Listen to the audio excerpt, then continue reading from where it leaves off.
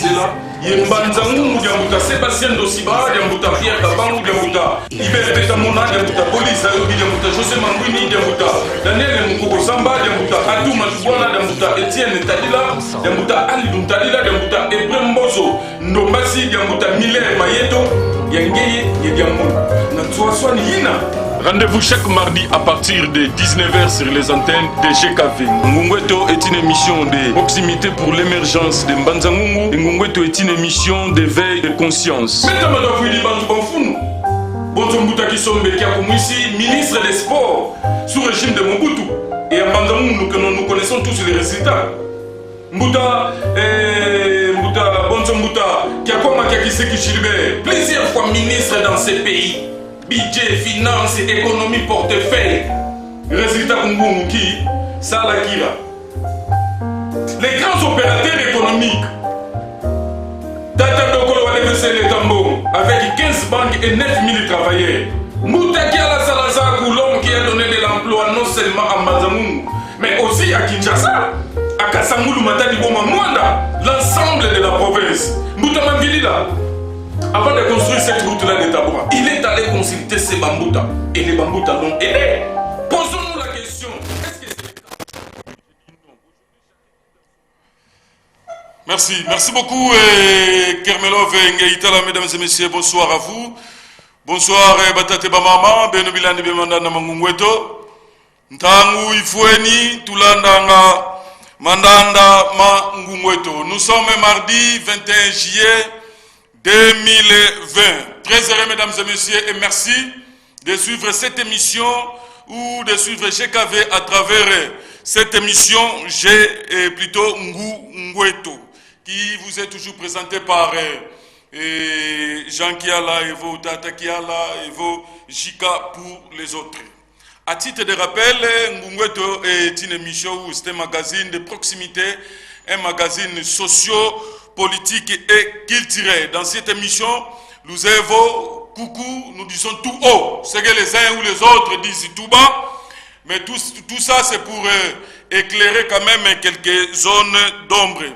Dans cette émission, nous rendons blanc ce qui est noir. Awa Tolobara Nyonso, Tolobara Obako Lobate A Tolobara Yango. Dans cette émission, nous rendons blanc ce qui est noir. Donc Oyo Eza Moindo, Awande Tokomisa Ngouvmana Pole, ça signifie que Kouka Tvova Mfafuko. Kamfa Fuko. Mandanda Mama Tadeba Mama Nsafutu Vovanga.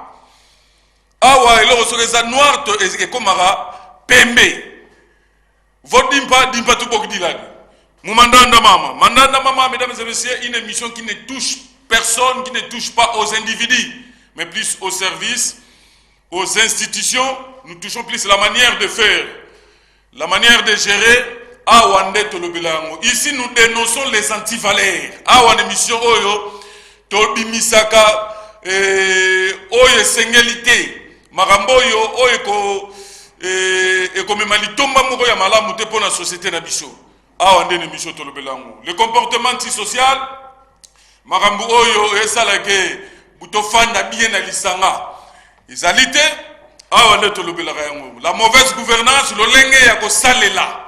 Le lenge ya ko gérer awande to dénonçaka banti valerona nyonso. Merci Nabino aussi le Rolanda Bisso.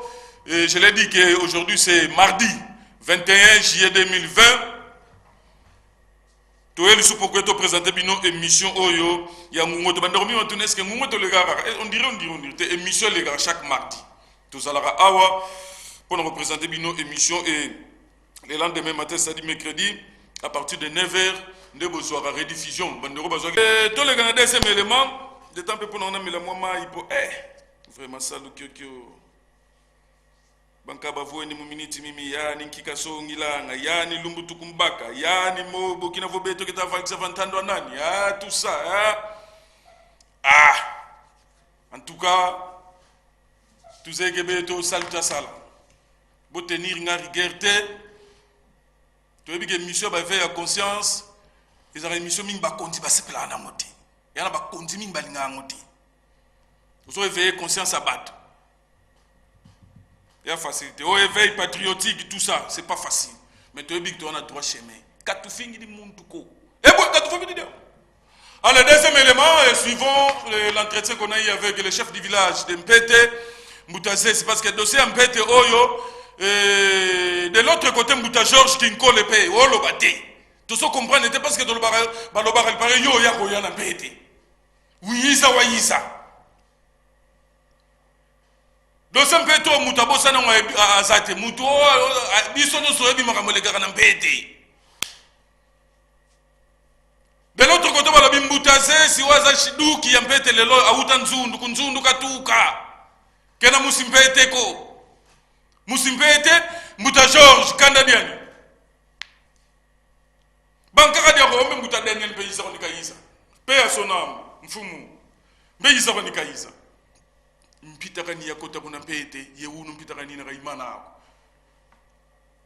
autre bango Mpete za millier moko to lo ba millier historique même parce que kimbangu alekela wana mfumu kimbangu aleka wana nzete wana ezala depuis avant 1921 tile les alarabes nzete avant 1921 mais tile lo ntiuna wakinu nzete wana ezali suivant même ce qu'a été ce jour là avec les chefs du village Mbuta on se retrouve tout de suite c'est parti mono mfumu nzinga kuna nzinga nkenge kuvata dia Mpete mono pe mfumu avata chef kutimu ngakada mpashweni ko muvani nemvuto kamvuto ntete ntele muno jingana ntele ntete evatra fanleke kufwe Mbuta kayitu tomwenenge vuluvuno enleke mbashika gutu kwa kafoko ni Mbuta kasala kadi akeleka evatra fanleke kanchi kufwe Mbuta karibu Mbuta zifuidi mabidi mabebele wana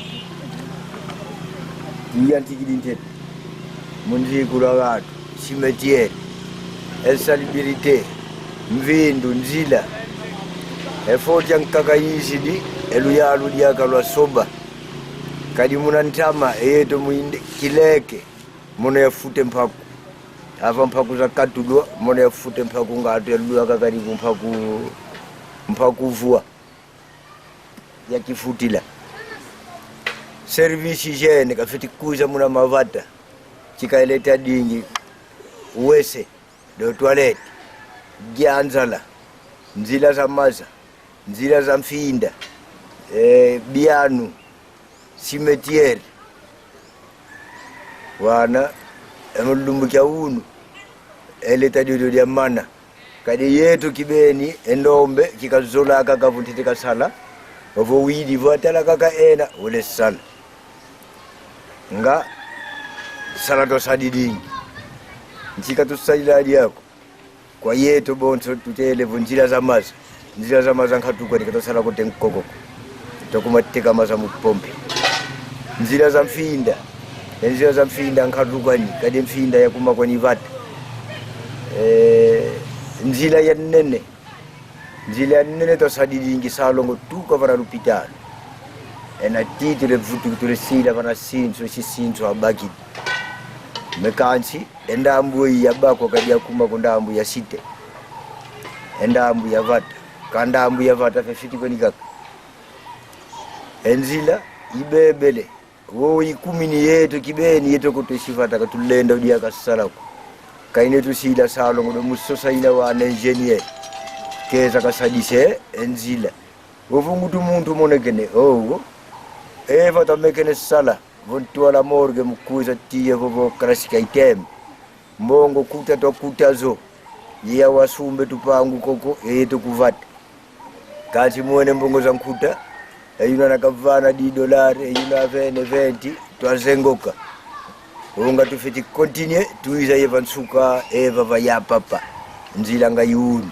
mekatu zengoken uko kusidi makara la masepi na kakota na tule nsengo enzila ikobokele uyetu tuvangira diaka nkatu ditasonga ovo tuzole yetu tuvange nzila wana sobe nzila kamu sobe nzila yetu ye nani katuna benjeniere ko katuna enani ko meme tulizike maudu na tuzika mvula vo inoken emvula kyoka kuza netentoto Sidia mbotevo ya umakomele satuka anga koko kiboko mpemba akula tuka koko vamwene vomfuna nzila una yawa kuzavanga nzila muna mongo idinavo enzila ikumini fyoti neka makoni simetiere antu tuzika antu tokele zika eyeto beni ziyama kaka tuziyamanga kadi tu antu fatufuanga neto sididi lusatambula makanda manza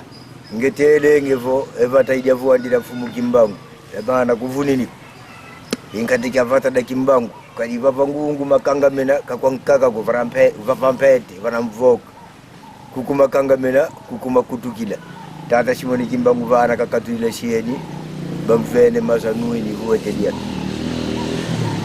mekanchi ntele karafua evatafua nleke kafue butam kusimitiere tutambulidi kadiyani wasauta silwatamura vavata didi yebafua yebamoya mindele ye ndom mona tummonamu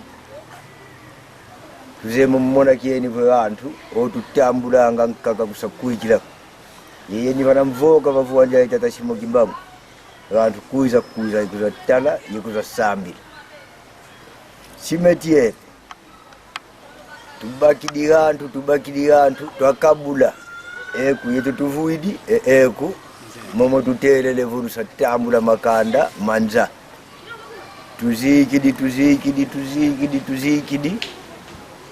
tuzibaka system katutekako vomuntu wizidi nakavana kwenye nkaka mbungu vene kwenye petrua mili ankaka vene mbungu 5 mili menza kyota kuna pushi vene 20 mili vene 5 mili ovodia tunga feti kome mbongo 30 mili sangala kyole ya nsama yevene kanifisabuli obozikide mafomaku mangeye uyeto totalange mafu twavatila adiaka komunike twavene ku radio koso ntangu inavodefo twavatilingi simitiere mu mois de mai ye mu mois de décembre dembre yawa mafu ampe akalakia mekanchi ti mulumbu irende kunima vatuvane komunike yetu sivata tunakuru mekanchi watukile muvile dosirisa swamona seti kwa nizi idine mfinda 11 unanika kuna zovatila notofudi simitierani vatiti tokarantete tutukili vatila kuna kwa yetu tuvudi vata tuisire titu tombokele aka tukotele koko simitiere zo za vantu mekatu ayoya kadi tubokele kaluisiri tubakidi salu chakuna sakida katuvatili kome tusakidi tashika kwa kala propre simitiere kazigyokuwa okyo tusakida eyeto tizivua ndembazikina gwa ketia kuna simitiere mu viazina alo ekyadi cheto ya wazikila mvumbi za ukuku patuvane komunike nkatu ewunungu tumuno njangalele kali awila mu television amona kiadi kina yetu simitiere zikumini nteteza kuvatila simitiere le premier août or le premier août kalumya kusavatila simitiere ilumbukira cha kusatala kuna lwazikila mvumbi zeno mukwa jangalala kadi fifeti fikala huku kuikumini nagwaka le premier août yensengo wezi kauka tutambulilia kaunako simfutukila liaka shavana komunike kila kale premier août muntu zavatila simitiere nkatu ndondo zolekeza ziva vatila simitiere avant le premier août katuzole liako antiza kukutakana ulu nkutakania vantu yoitu sosele nzonza empete yele nsangu makuru na menaku jambuda zika antu vatu matambulila antu zika mafu akuiza sakari na yetu yakunsuka nkindu yibwidi twatulide siku katuzolele kotudiakako vantu atuka keti misioni keti ka Senegale Kriste Rua kumbi ova katikati eva kuzazika mafu abeshizongo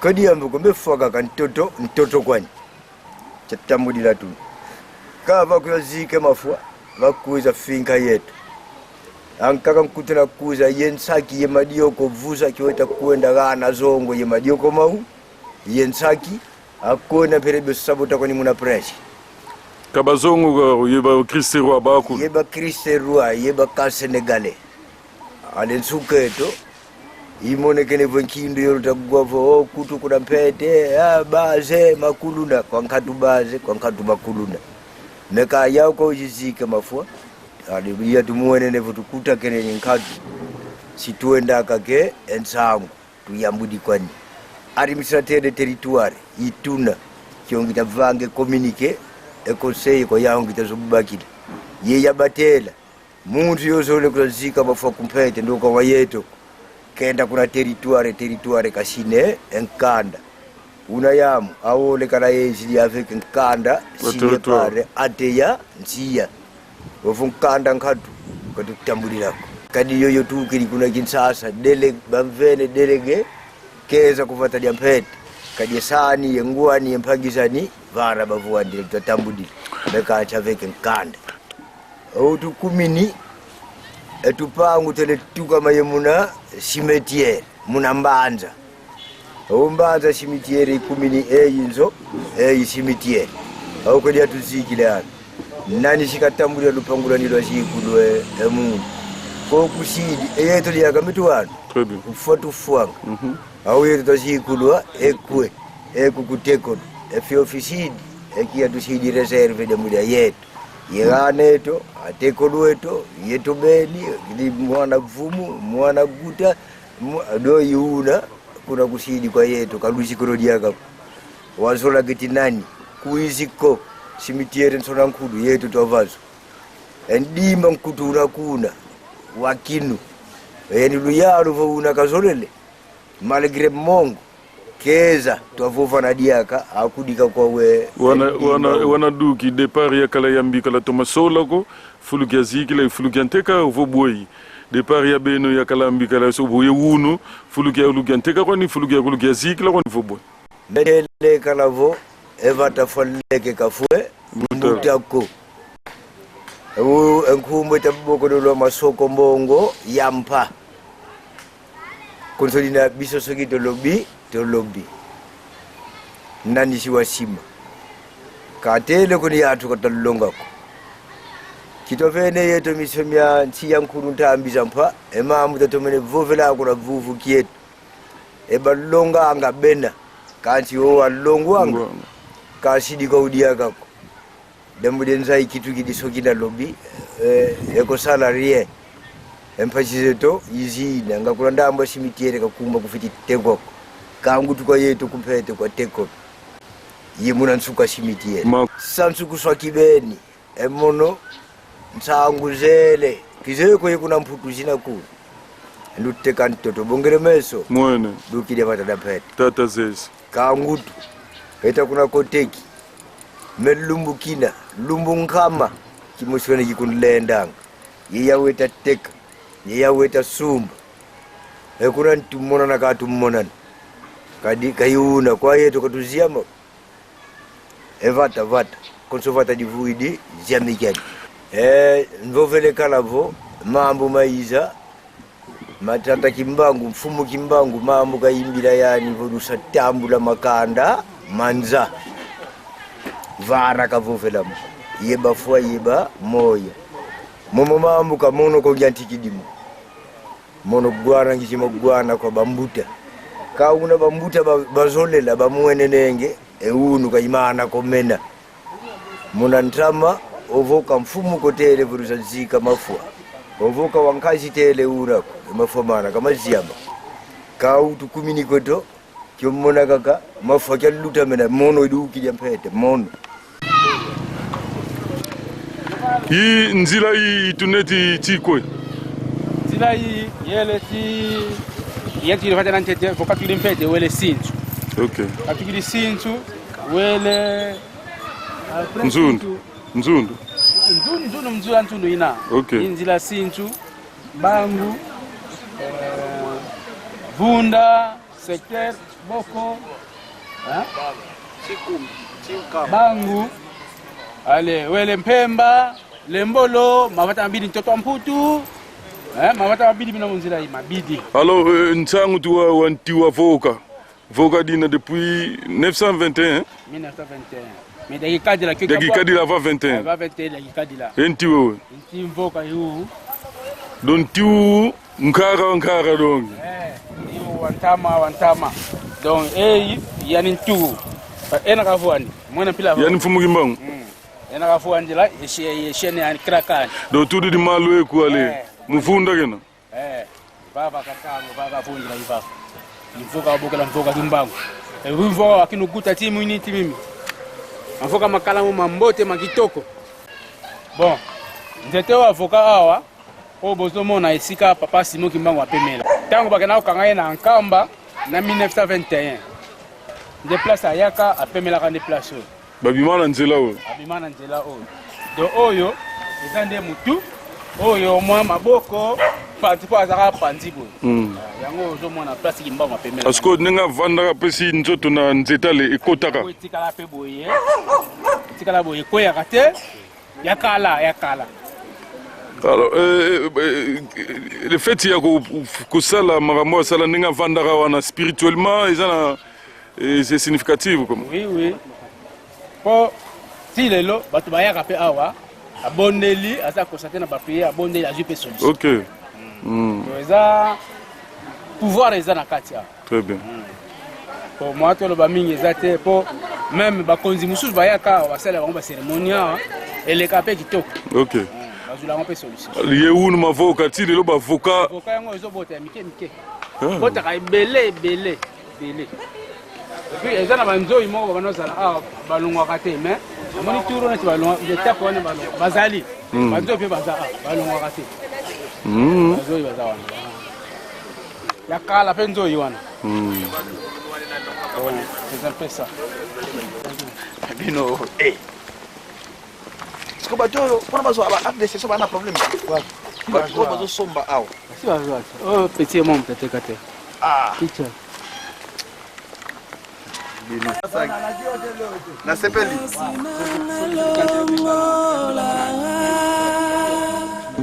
Nalingi kobila yo. Mokili mozali kolandanga Tokyo te papa Kolona bomoi anga Nani ya kolongola Ngai na bapasi Nzambe na bolingo ngai pe na mipesi yaka ekota na motema na ngai bapasi na ngai nyonso papa yo longola Premier commissaire à la police. Owa banana ponga. Oyo. Commissaire à Liboso. Oh na ponga bi. Kamba sala ponga bi. Commissaire Liboso la police. Ai ko ganso.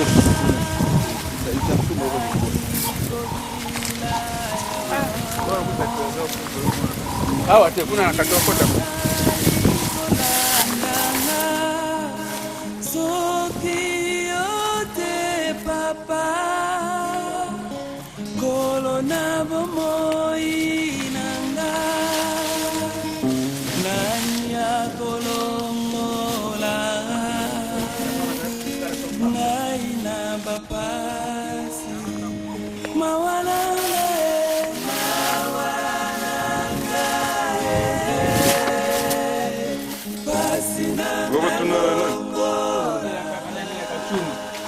Bon. Mausolée, pour vendre ça mfumu kwa gouverneur à tout. De l'homme a yani kwa kama sina sala tu. Bitere kumi ya mbindu. Zakura pata yanti la sala kisara. Kagala nene kantumba yani ngemendo.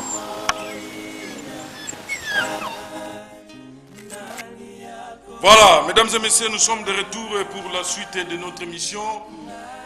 Ngweto, Nzege de Tomelilanda, Ziam Kwampete, dans le cimetière Yampete, où Balobike Bakundara Susu Batute. Et puis, c'est la rareté le 1er août tokende po tokende ko entretenir to pe ko sala salongo na ba cimetière. Donc tata c'est sidou qui dia mpete ya niveau le 1er août ka tu moni muntu ko isa sakudila cimetière nga fo sakudila cimetière ntangu zinawani avant le 1er août. Donc merci kwa tata zese oyo meke mpe ko expliquer biso tchaka tchaka ba image ba monde ça dit que ndenge voilà. Donc cimetière mpete yo kuma futa bifulu bien kara vetimona nzozi sumbu devant toto sumbu batu ba otonga pembe na cimetière ya mpete. Donc on a tourné qui est des autres parce qu'au départ on dirait boyeba kite place ni to roteka place ni to roteka to ko réserver pour la banda qui a auto réservé pour le cimetière. Donc mais le lo il faut mon parce que kundambo imuteka bena kundambo ina muteka to landa au cimetière ya parmi bandeko ba confrères na biso batika suivant.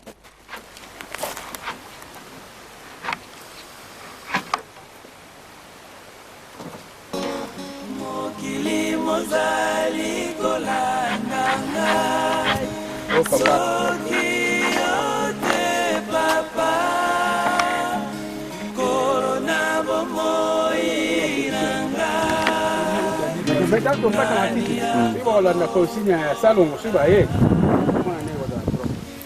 donc kati wana nyonso ba cimetière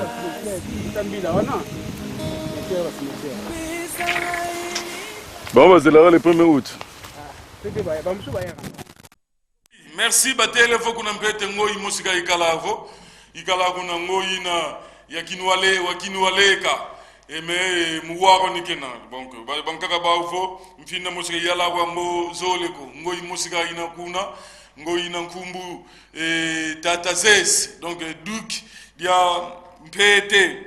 Mais aussi je sais que parti yankaka mandana mama vo droit de réplique porte ya mandana mama grandement ouverte ina lui ça de façon que tout ça ici là version ya beno boina mama tadi di mpete nani waisa nani feti ya la koko nani lenda teka ntoto nani kala parce que mpete koma mutu so teka no abele do so ka mwana uzan tekolo za mwana nkazo za mwana na mpete wana kana la mpete o teka no abele est-ce que place no teka mabele banate parce que des camps kundambo nguisa ne mbote nkatu mutu aza na kangwa ko pe ko teka wa izana na terrain na ya ngambo mususu.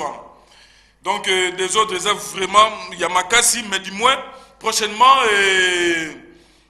tata zes torozonga si to futuka diaka mfumu kinkole si to futuka parce que beno luna zimbuta lo sidi bambuta koko kuna mpete lo tomasasi lankango parce que beto kuisa tukuizanga ko beno tukuizanga le fait de tomasasi lankango zaya nkiama ambu lo kiesisa lo zaya kesa evenga kuna mpete voilà tu ven fundela matondo kwa tata Crepino mbuta gambote garunze mutu malano no mandana mangungweto kiambote parmi les vrais fidèles de cette émission ngungweto mama mbuta Crepino et madame beno bakulukunzo kiambote keno to sugisa na marche ratée pour le soutien de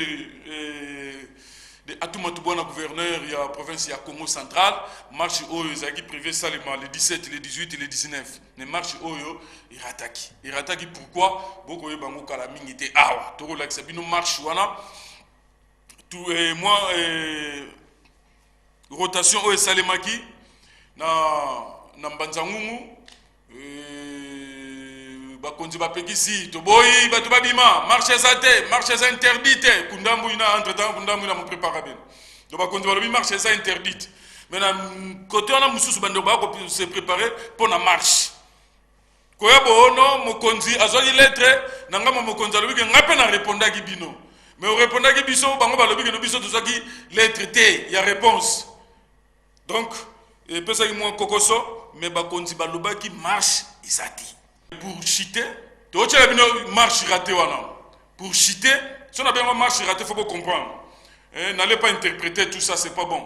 L'anda façon parce que bon, mon amour peut être raté, les amis prévus dans les 17, les 18, les 19. Pour chiter, tu sais qu'on a député mon côté qu'on a quoi qu'on dit qu'il faut faire tout ça, si là, on va mettre tout au province et tout ça. Au territoire de Mbandou, nous n'avons pas un seul député.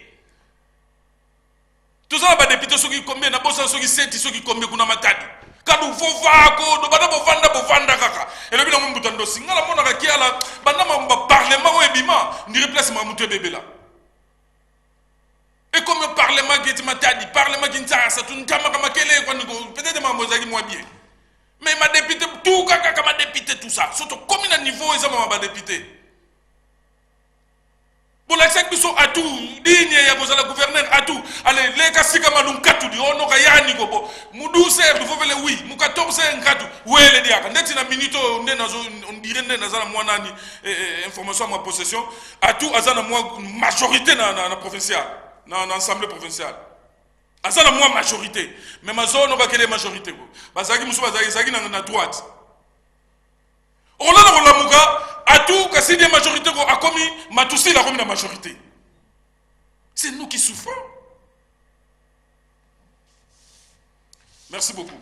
Allez, suivons quand même ce qu'a été le vendredi 17 juillet 2020 à Lamboga, on marche ratée pour le soutien. Il y a Atou Matubwana Nkuluki, député à Atou, il faut tout solo laka. Il faut boya rapé boleki ne miso pe bolobi. Muta roja matondo do kavova ko premier suppléant à Tukuna Kinshasa. Mutanti mbadon ki kise ko itika mukando kuna assemblée kaka. Assemblée c'est bien bon mais kuna français. Kuna français. Mais ça la bataille musoko betongo bona ki Congo lobby muntu visi di o mambu mo bomena. Mais ben non donc rien. Et le loto mituna. Est-ce que Atou Matubwana sur le bezonge là? Abana Rochaba premier suppléant. Est-ce que Roger a reçu ma place comme premier suppléant national? Est-ce que Nzimba a reçu Isaïe Kaka? Tomituna. Pour ngai na ngamba ba député atuna mona raté. Il y a Lucien Boussimba, il y a Espérant, Obazoko se Poumoné, Bams et les autres. Ces gens-là ne sont pas des députés. Parfois ils n'ont pas la matière, Bazobunda na nengenyoso. Mais bien la matière, le vous indique Kaka. Vous soutenir atuna ngambo nini? Bozo défendre yena ngambo nini bo soit tu lukise kweno que non en tout cas moi na mai pena Apollon na déjà tu vois ndako to kani tuele kani tu vovele soit ça bango et affaire en Kundia Mbote na zo répéter yango je crois que prochainement tu reçois l'émission na bande ko Kundia Mbote ba explication parce que actualité mikolo en Kundia Mbote de danger bankara mukweta bena bankara en tout cas mufungu ta bena bankara mudiamena meno bankara ketibo ka tout ça pona ni mambu makisalu ba nkaka besi mu 18h ba bakidi kisal ba yantika mambu mu 8h mu 6h ye wunu meno betadi anga antika betawa kisal ba tu bazo koita donc affaire to Hollande la moi je crois mardi prochain dans le bayon les bandes qui prévu tout ça l'émission na bande Kundia Mbote mais ba poussi yango par rapport à ba raison aussi eza capital tout le monde qui tout ça yango prochainement. Mais dis-moi, affaire Oyo, Yankundia Mbote, dans ce lobayango mettre fois que Nkundia Mbote c'est une force. Sans parti pris, Nkundia Mbote c'est une force. Nkundia Mbote aujourd'hui soit est à la partie politique, soit est à une association pour le soutien à tout. Pourquoi je dis ça? Parce que si c'est une association, dans ma tête, du coup, on a Kinshasa, on va voter à tout. À tout niveau possible en 2023, on a dit qu'on a bon, mais ce qui n'a qu'un ça court postila.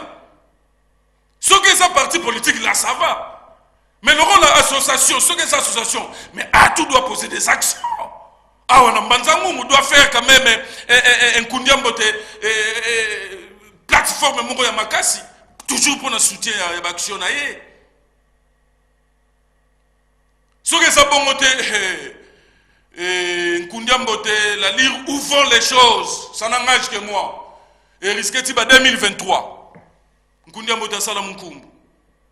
Ya sala munkumbu. Parce que les lots photo le bayango et y a une association moya makasi te le lot y a la popularité makasi to population makasi ko le Nkundia Mbote. Ah exact. Nkundia Mbote. Baza tellement belé kuki santu kiti kweyi koti partout babili bena. Mais il doit profiter, ces messieurs-là, à Tomatubwana gouverner. Il faut profiter. Et on a le barana 2023, discours nini à Torre européen, ça biso. Mamouine européen, ça biso discours nini en 2023. Qui ou tout est là, on a crise politique. Donc, ben non, crise politique à l'Umona. Donc, mamanga ramène un coup. Crise, à tout doit partir. À tout doit partir. Oui, ça va à tout, non, en tout cas, Matoussi, là, c'est lui qui bloque la province, c'est lui qui bloque. Dans le discours de 2023, c'est lui qui bloque. Hein. Suivant ce gars était le vendredi. Merci beaucoup à vous tous. Batate Bama Maluku Tulendi, Funda Diamatondo. Demain, nous serons à Kinshasa pour une émission avec honorable José Mambouini, Mounoko Bank. Donc, spécial moment, c'est pour le jeudi à 20h. 20h, nous allons avoir toute l'émission. À Epsinga Kiala, il y a toute l'émission. Intel, mon maman briefing nkatu. Kungiantikulo no moni to sala boy to memango boy mono nkatu. Ono moni awa ko simba te nkatu. Makulusi simba. Allez, au plaisir. Mboka oyo etika bakoko na biso tobatela yango bandeko.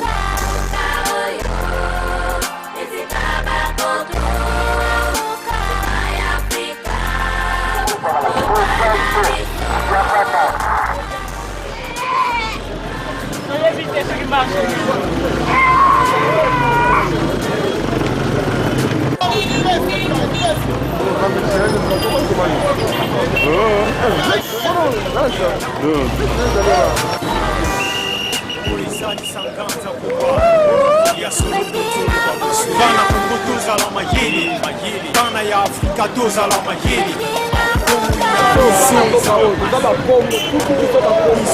Mpona nini balingaka te guverner ezala na cataracte depuis kala soki guverner abimaka kaka abimaka na kuna na problème maintenant soki bamoni kaka guverner ya cataracte awa mobulu na mobulu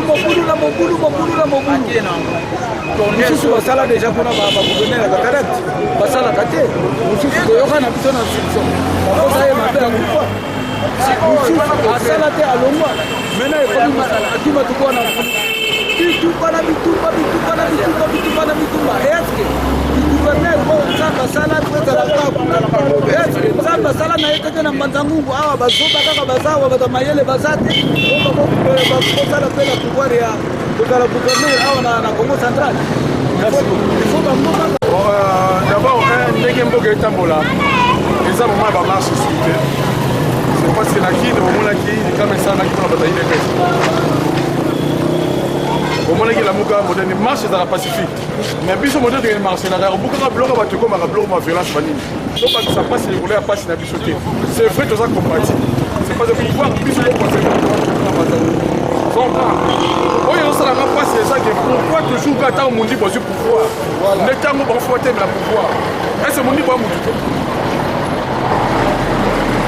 batimatch azalaki gouverneur awa gouverneur province saki ata mondibu moko meme mokanda pamba mais so monianga azwi bitumba soki mondibu azwi bitumba uta nabotama ngai mpere nanga azwi chanson ngai azwi te namoni gouverneur mondibu ntango so anga azala te bagrand loup bakei bakoki yango te mais mpona kosoutenir nkuluki esenga kaka teke photo marché zopa esenga te photo marché mitu ezosala toyebi kokoma toyebi kotanga soki ya songo mpena pour nkuluki azala toujours na pouvoir c'est parce que lumière asuka tiela ye bamutaki so mpe bakei mais sengi fo kokoma na niveau ya province po comprendre ke force ezali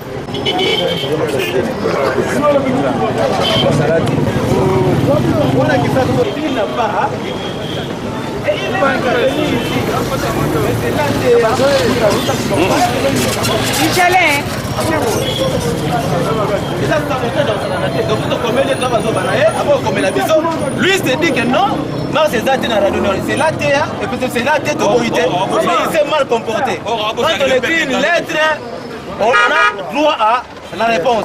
Puisqu'il n'a pas répondu, il passe à la radio, nous continuons la marche. Nous allons marcher jusqu'à ce qu'il l'écrive et donner de bonnes raisons. Parce qu'il y a des raisons de sécurité pour les pousser. Que non, c'est bien bon. Mais il n'a pas écrit. Le peuple gagne toujours. Ça, il doit comprendre. Donc nous n'allons pas nous laisser faire rien marche aujourd'hui. À moins qu'on sente que l'insécurité qui est là peut déranger ça et là, nous allons étudier et voir de nous-mêmes. Mais quant à dire que c'est la tête qui est interdit, nous allons marcher. Et ça va monter. Donc les longs marchent, jusqu'à ce que tu comprennes que les mesures de sécurité, police, à Burkina a été à la défaillance.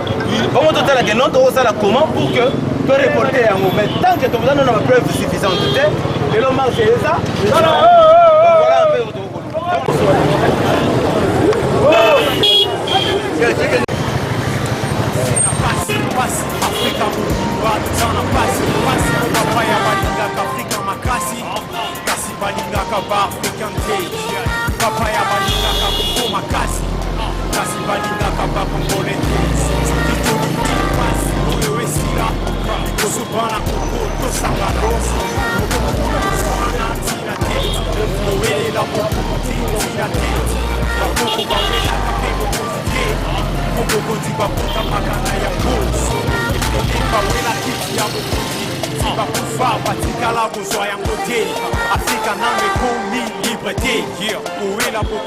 prison sinate tongundela nanu likambo ya mabele apaya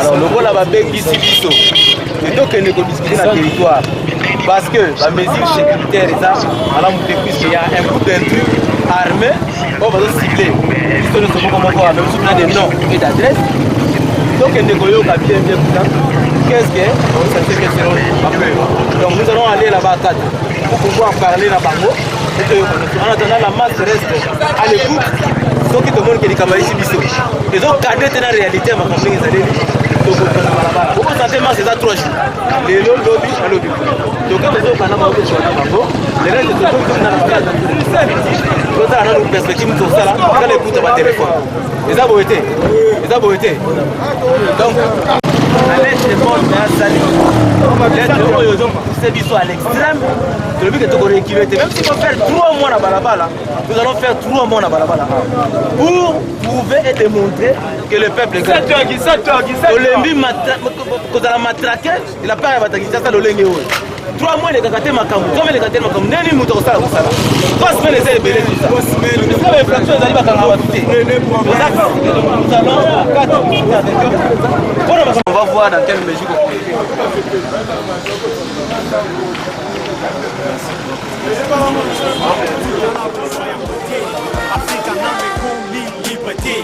owela bokonzi na prison sinate togundela nanu likambo ya mabele bapaya batosa souveraineté na biso kongo motema ya afrika kongo makasi ya afrika toluka kimia na motema po motema esala mosala na nkolo ya kopikisa afrika na makanisi ya bomoko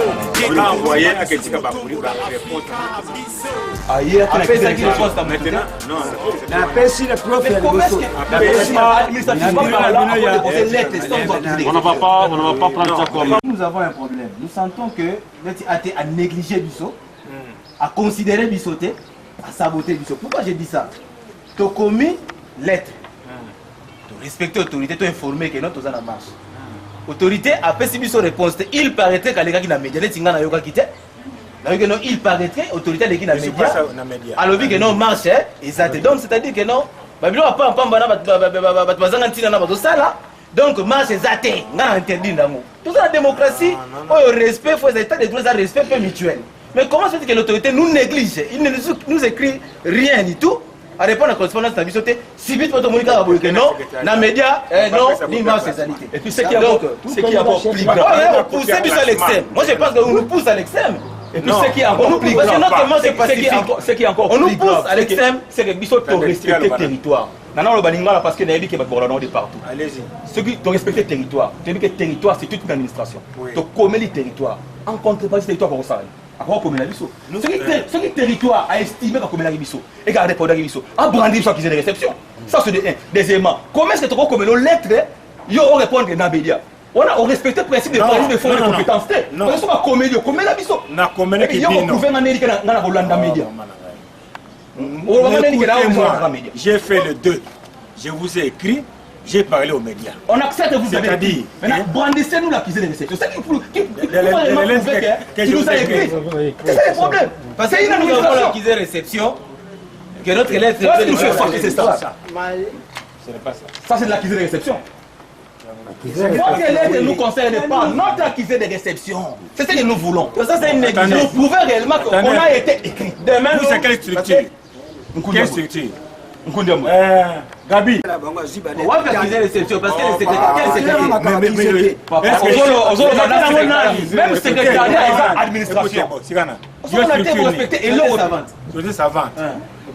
Maître Nani. Prof azwaki na maboko. Prof nani? Prof oyo président ya pétrolier. Secrétaire la binasui. Alors tu comprends pourquoi pourquoi ma pétrolier. Non. Ma pétrolier. Oui. Ce n'est pas bien. C'est le côté. C'est le côté. Donc si on comprend que notre autorité a poussé plus à l'extrême. Non. A poussé plus à l'extrême. On ne peut pas vous pousser à l'extrême. Donc on ne le fera jamais. Les lots. Parce qu'il y a des mesures sécuritaires besoin, qui ont comme il faut pour encadrer marche, tozongi, to calmer base. Demain, toi la marche, parce que comment qui vient les alliés, les 17, les 18, les 19. Comme ça vous donne un temps matériel pour que lobby, dans lobby lundi, vous allez encadrer. Donc, demain après demain, vous avez en attendant, on vous a répondu. Non, on n'a pas vu la réponse. Le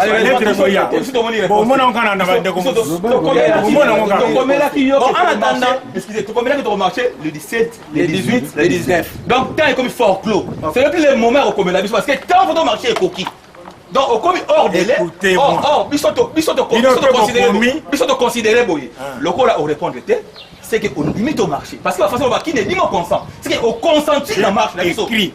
Vous avez les lettres. Écrire, brandir, acquiser des réceptions. On n'a pas vu les lettres. D'autres amis. Nous avons eu la copie de la lettre que l'autorité politico-administrative vous a répondu et c'est à laquelle nous sommes sur le terrain juste pour interdire la marche. Parce étant donné que ces derniers temps, la marche est strictement interdite sur toute l'étendue du territoire national, raison pour laquelle vous nous voyez sur la rue, n'est-ce pas? Ni t'étais ces documents-là, nous aussi on ne tirait pas sur la rue, n'est-ce pas? Donc, comme nous avons reçu la copie de la note, c'est supposé aussi que les concernés ont reçu aussi leurs documents. C'est là où quelque chose ne marche pas. Comment est-ce que la police peut recevoir une lettre, la copie de la lettre? Mais nous les concernés, on n'en a pas. Voilà. C'est ce que nous trouvons que quelque chose ne marche pas. Donc, c'est que les territoires et que la police fait nous bagailler la rue. Ça, c'est une complicité. Ne réfléchissez pas comme ça. Justement, on fait un conflit comme ça. Ne réfléchissez pas. Comment est-ce que les conseils n'ont pas reçu la lettre? Chers amis. Tandis que la police a reçu une copie de lettre. Chers amis, je crois que les territoires ont voulu qu'on puisse marcher et que la police vienne nous bagailler la rue. Je crois, chers amis. Faites vous ayez accusé de réception. Vous n'en avez pas. Moi, je préfère que c'est mieux. Dans vos lettres, de manière amicale. dans vos lettres, il y a des lettres qui n'ont même pas d'adresse, qui n'ont même pas de nom. Vous pouvez me donner la latitude, la faculté, les droits, le monopole de répondre à cette lettre-là? Donc, non, c'est simple. Brandissez de l'accusé de réception. Si, n'êtes pas tous là. Il n'y a aucune structure qui va. On ne peut pas être tous là. Parce qu'on ne devait pas être tous là. Je crois que ce n'est pas ça. Le secrétaire prendre assez de temps comme ça. Parce que nous avons une base encadrée. De peur qu'il y ait débordé, comme on Manini, tout ça. Nous devons faire une déclaration et savoir comment encadrer la base. Nous ne voulons pas s'il y a des casses qu'on dise que ce sont nos structures qui ont fait que la casse sur les armes. C'est par politesse qu'on est venu pour savoir comment calmer la base. Puisque aujourd'hui, la police et le territoire n'ont pas pu trouver les mesures d'encadrement qu'il faut pour notre marche. Donc on va voir maintenant dans les jours qui viennent, soit demain et après-demain, ce sont les 2 jours qui suivront pour la marche. On verra maintenant comment faire la suite. Donc 17 au 19, la marche. Que les médias viennent, nous allons déclarer. On attendra la lettre. On attendra la lettre, n'est pas autorisé. On attendra. On peut attendre la lettre parce que le territoire est fort clos. Les données passées est suffisamment passées. Écoutez, est-ce que vous pouvez. C'est pas au même moment qu'on devait marcher que vous devez nous écrire. Nous sommes mobilisés. Mais papa. On a dépassé nos énergies, nos temps, nos moyens financiers. On s'en a peut-être il faut comme l'anga avant. Est-ce d'accord le lot? Bon, si d'accord le lot, on répondait quand? C'est une contradiction. Les mêmes jours. Mais comment est-ce que vous répondez aux acquisitions? Bon, c'est ma popiste pour demain. Non, tous les mesures pour demain. Pour demain. Les messages que vous allez transmettre, vous allez les transmettre juste à la du territoire, n'est-ce pas? Donc vous devez être là à côté, les médias vont en train de transmettre vos messages à l'administrateur du territoire. Oui, parce que lui aussi doit répondre. Non, il n'y a pas de souci. Il n'y a pas de souci, on va le faire. De toute façon, on va voir comment. Moi, je l'administrateur du territoire, par politesse. Par politesse. Tu es comme on a eu. Parce qu'il était prévu tout ça la marche pendant 3 jours. Et là, les 17, les 18, là, les 19. Curieusement, il paraîtrait que Mokonzi Alega qui n'a média et il semblerait qu'Alobi marche chez Zate. Alors, biso le roi Toyoka quitté, tout suite au Bongama qui déjà, parce que structure se pousse déjà à niveau il y a parking pour que tout bana marche na biso to baki bana tene to ba luka ba kapete au sur na territoire A. Et le coup là tu comprendre que la police na territoire ba zuba mesure convenable était oyo isenga pour encadrement na biso, to encadrement ya marche oyo et que moi certains bipumbulu ba koza la paix nzinga selon ma renseignement ya office de sécurité pour na ko déranger tout le but d'accord pour na lelo to sur soir marche mais ça qui prévu pour na 3 jours. Donc nous restons pour parler puisque pour na biso lobby le 18 na le 19 marche na biso ezali quitte à l'autorité à la mesure ne se sengeli pour na encadrer marche na biso et que s'il y a d'autres choses ya ko sala ba sécurité na biso ya ko fonga pour que to zwa mikanda oyo ya ko komela biso enfin que tu comprendre que non aboyi marche pour la disposition telle tout le monde peut que va mesure ba raison yango eza nango fondé te marche ezali constitutionnel donc au marché juste pour na ko senga président de la République ya liboso alongo na procureur rwana oya komi mukanda oya sengelité ya mibale batika ko batraquer gouverneur ya Congo central parce que nous on en a marre ba comme ko pousser biso à l'extrême neto za to traiter ba testament na bandako que maman là-bas n'a soki na kufine na bimi boye encadré ba le lengetel parce que nous sommes décidés s'il faut faire 3 mois na balabala to sala yango s'il faut rester 10 ans na balabala to sala yango pour qu'on laisse le Congo central tranquille. Le Congo central comme le kola mwana oyo soit linga telema ba kiti si ba bukie sous makolo to ke nango boeti wapi na 20 il y a dialogue comme okende bien ba chef coutumier ba sangani on voit certaines personnes s'amuser à écrire des lettres pour déranger le Congo central. On en a marre, on en a assez. La jeunesse et la population mongolaise tout entière est déterminée à rester dans la rue jusqu'à ce que votre capsule au Vanda Kimia. Il n'y a pas 3 semaines qui passent sans qu'il va déranger pas tout. Donc nous attendons à ce que l'ensemble du territoire nous donne de bonnes raisons pour qu'on ait que non, pour la sécurité, il y a d'autres personnes. Mais pour Nabiso, demain 18 et le lendemain 19, nous allons être dans la rue pour pouvoir faire entendre notre voix. Et bon, quand on a une décision essentielle pour nous, qui nous les politiciens verraient. Parce que quand on est comme politique, mais comme acharnement et comme dérangement, et on nous pousse à l'extrême. Merci, message Yango. Nakanisi Bolandi ndenge ba structure d'encadrement jeunesse ba komengi mikanda pour informer l'autorité territoriale que Bazan a besoin de la marche. Il y a 3 jours, 17, 18, 19.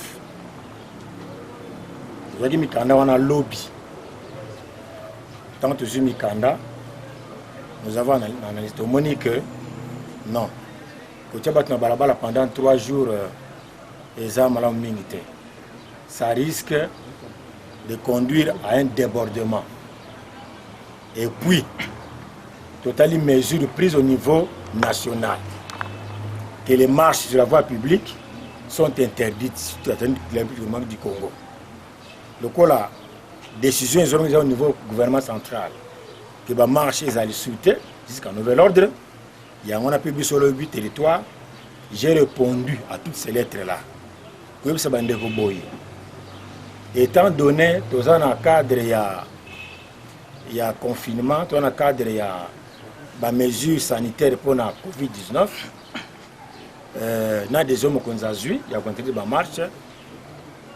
Il y a la marche on a été. Mais tu conseilles bien boy, na kata mukanda na komaki. Tu conseilles bien boy. Bon ça la marcheité. quel que soit le fait que objectif que supporter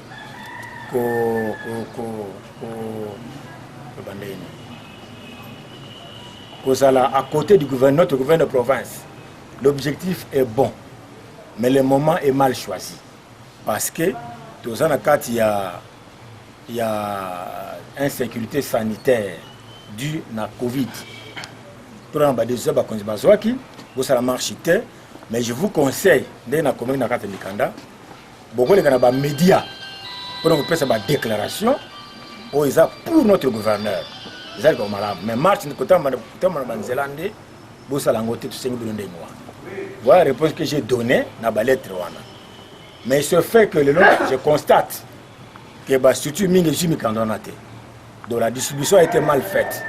Ou les lettres ont été déposées en un seul endroit, bureau il y a Kundiambote, mais bon, on va la redistribution. On a enseigné la bande ko ba jimi kanana te ba ke na bilan Kundiambote ba ko retrouver ba lettre na komile ba lobby ba ko mona mpende ba ko mona ndenge na komi ndenge pe expliquer ah walelo donc bande ko na biso ko kanga batu population 3 jours à marche to lingi makambona te même si pesa ka mokolo moko to ndimi ka te parce que faut respecter le débat. Diambuta kisombe kia kumisi, diambuta kitemugo, diambuta kondani, diambuta dokolo, diambuta ila diambuta kia la salaza pour citer Kisela, Yembanza Ngungu, diambuta Sébastien Dosiba, diambuta Pierre Kabangu, diambuta Iber Betamona, diambuta Polisa Yobi, diambuta José Mangwini, diambuta Daniel Mukoko Samba, diambuta Adou Matubwana, diambuta Etienne Tadila, diambuta Ali Duntadila, diambuta Ebrem Bozo, Ndombasi, diambuta Miller Mayeto, Yangeye, Yediamou. Rendez-vous chaque mardi à partir de 19h sur les antennes de GKV. Ngungweto est une émission de proximité pour l'émergence de Mbanzangungu. Ngungweto est une émission d'éveil de conscience. Ministre des Sports sous régime de Mobutu. Et à Mbanzangungu, nous connaissons tous les résultats. Mbuta Bonzo Mbuta, Kiakwama Kakiseki Chilibert, plusieurs fois ministre dans ces pays. Budget, finance, économie, portefeuille. Résultat Kungunguki, Salakira. Les grands opérateurs économiques. Tata Dokolo Wadebese le Tambo, avec 15 banques et 9000 travailleurs. Moutaki Ala Salazar Koulom qui a donné de l'emploi non seulement à Mbanzangungu, mais aussi à Kinshasa, à Kasangulu Matadi Boma Mwanda, l'ensemble de la province. Moutamambili là. Avant de construire cette route-là de Tabora, il est allé consulter ces bamboutas. Et les bamboutas l'ont